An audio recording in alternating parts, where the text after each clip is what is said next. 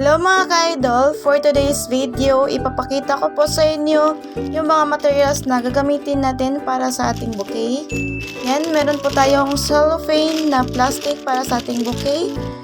At iba't ibang klase ng bouquet wrapper mga ka-idol. Yan, meron po tayong rainbow na bouquet, green at saka yung brown.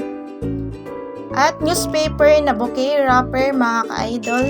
Ito yung maganda na gagamitin para sa ating mga bulaklak. Meron din po tayong floral stem para naman mabuo yung mga bulaklak natin dyan mga ka-idol. Kagaya nito, nagagandahang mga bulaklak at saka mga kulay.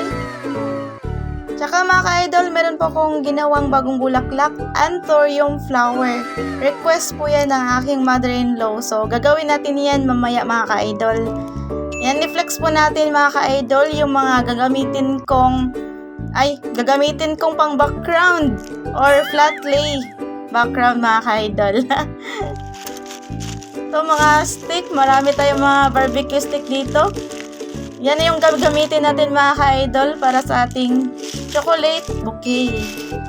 So yung mga ginagamit kong materials mga ka-idol, ang tawag po nito is twisted wire.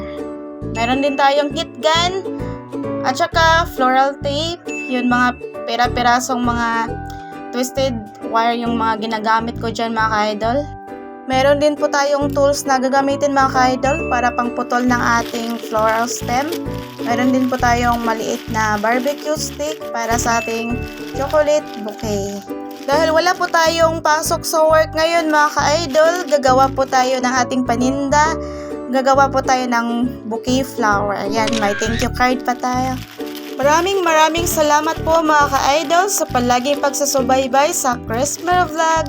Thank you so much at pagsuportahan niyo naman po mga ka-idol yung Mariang Shop. Thank you so much and God bless us always.